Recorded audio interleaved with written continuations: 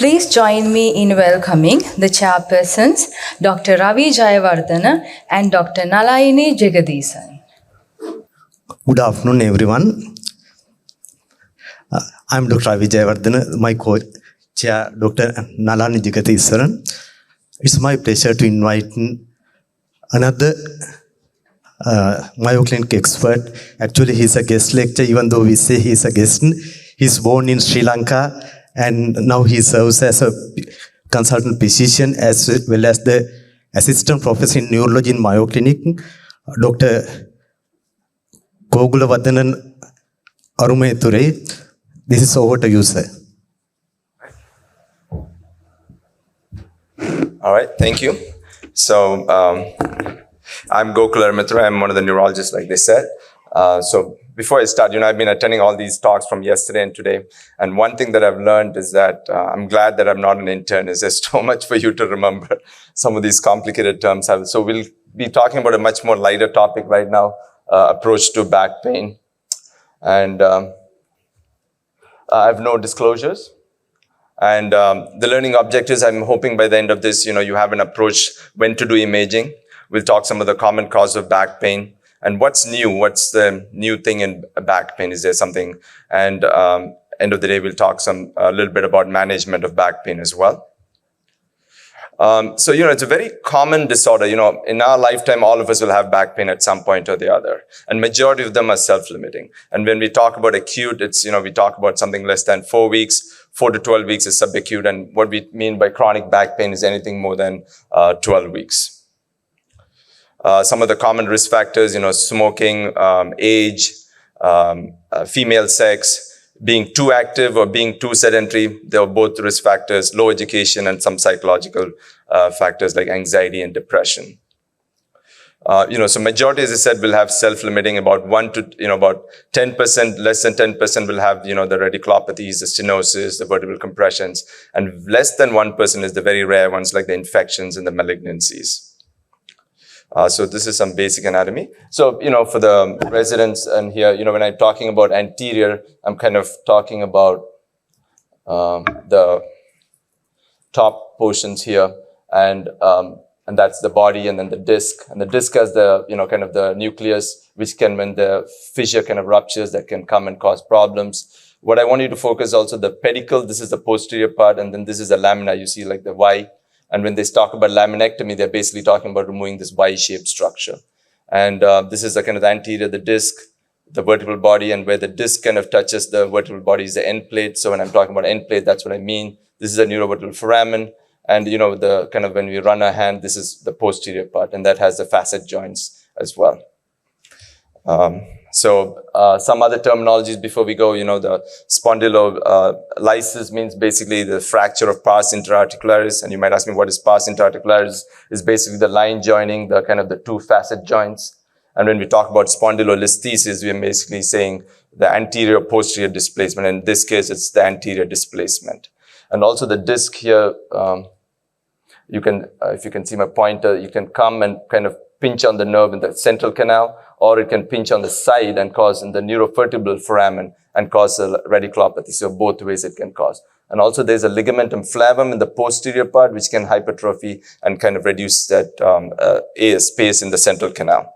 So these are some of the terminologies. So whenever we talk about, any back pain, what are we doing? First, we get a good history. We look focusing on how long it is, where's the location, what's the severity. I've got the next slide on high-risk features. We'll talk about that. And all those high-risk features, definitely you want to do more imaging.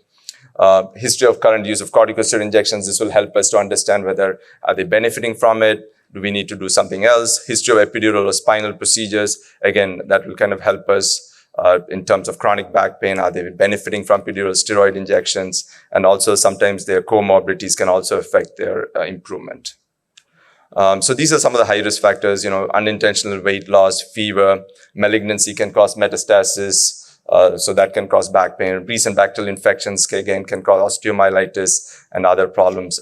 Current use of injections, HIV infections, we talked about earlier today about, about immunocompromised patients can also be at high risk for infections, and definitely cauda equina symptoms if they're presenting with bilateral radicular, urinary retention or saddle, you definitely want to get more imaging in these patients. All right, so physical exam, all the patients, you want to do a complete neurology examination, and then you want to do a kind of an inspection to make sure there's nothing on the back, and also do a palpation, because sometimes you can pick up some epidural abscess, and even pain, severe pain can also point more towards osteomyelitis, etc. And also in radiculopathies, kind of mostly focus, the most common is L5S1. And again, my whole topic today is back, so I'm not focusing on neck. So this is all going to be about lower back here. And straight leg raising positive, if that's positive, that can also indicate more of a radiculopathy. So L5, I always like to think of the front of the leg, dorsiflexion as well as the dorsum of the foot for sensations. S1 is kind of the back, so I usually think of it like plantar flexion and as well as the sole of the foot. And also you can do the, the ankle reflex to kind of help us determine if it's an L5 or S1 or is it both. All right, I'm going to keep it a little bit interactive. Let's see if this works. So if you want to take out your phones and either scan the QR code or put in the number 3176136, we'll see if this works. I'm going to put it on the side here so all of you can see it. I'm going to do a test question here. I just want to see which part of Sri Lanka are you from. Are you from Colombo, Jaffna? Just see if it works. Are people able to put in? Oh, there you go. Okay. All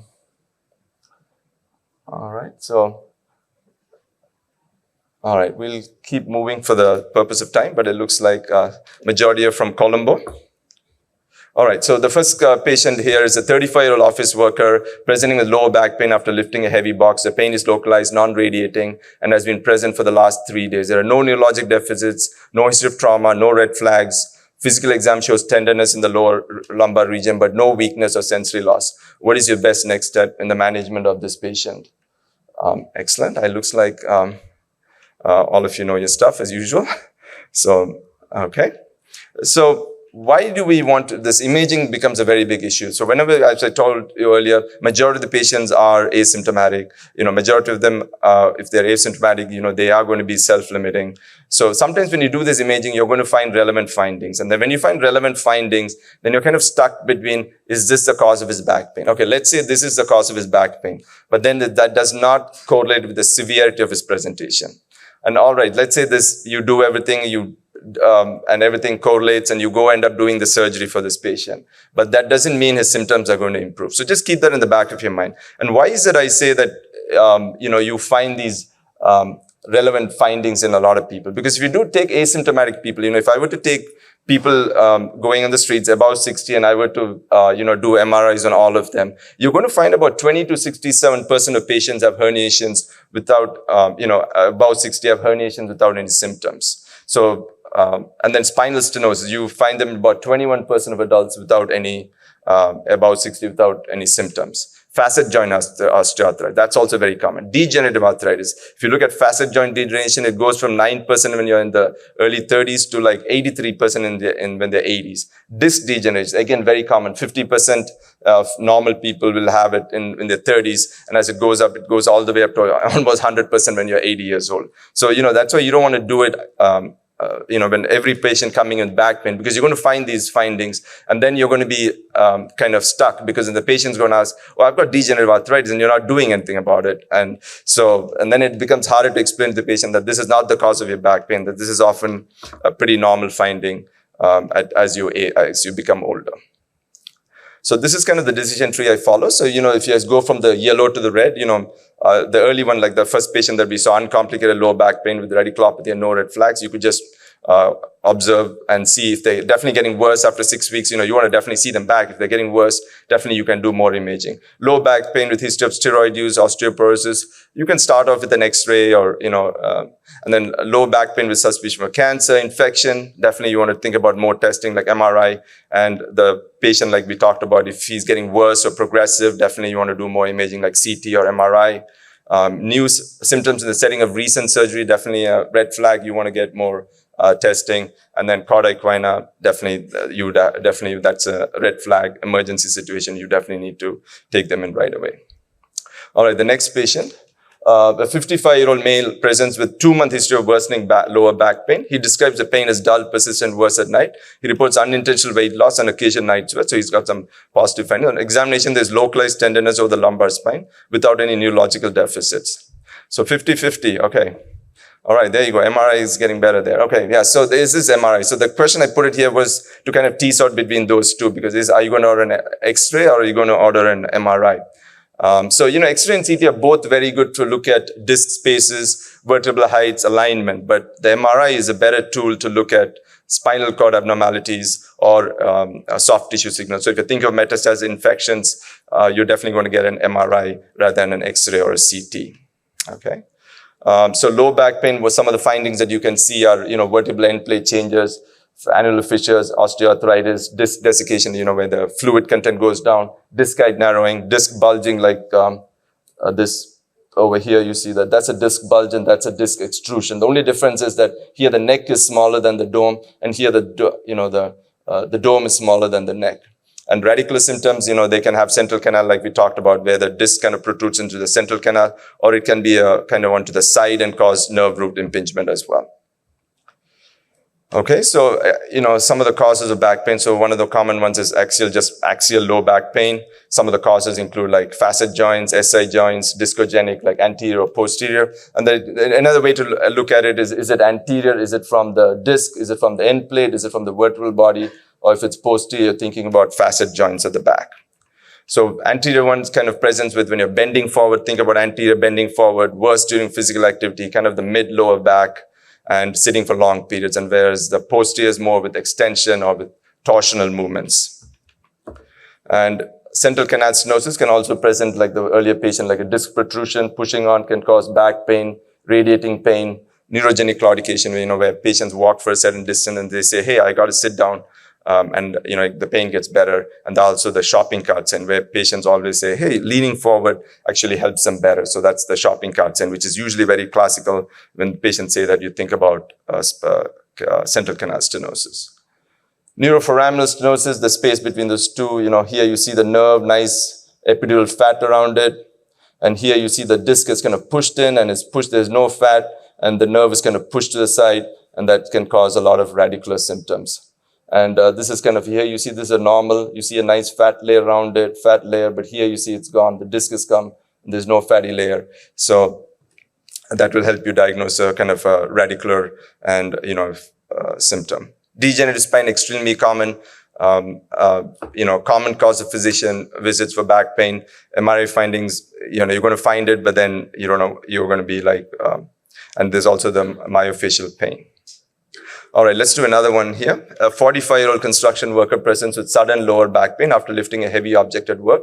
The pain radiates down his right leg to the foot and worsens with sitting. He reports tingling and numbness in his right leg, but denies bowel or bladder issues. On exam, he has a positive straight leg and the reduced ankle on the same side. So yeah, pretty straightforward there. And it is a herniated lumbar. And you can see here, it's kind of disc coming out, and that's pushing on the nerve as it exits. So lumbosacral radiculopathy, it can affect one nerve, multiple nerve roots. Most common, like we talked, the disc herniation, also the degenerative spinal disease, and majority of them will have L5S1. So kind of we talked about earlier about how to find whether the L5 or the S1 nerve root is involved.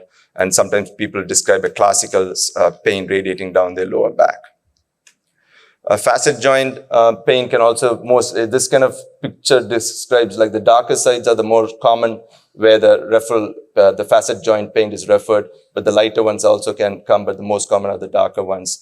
They can be differential diagnosis for that. Could be SI joints, myofascial, even the anterior can present like that, like the discogenic.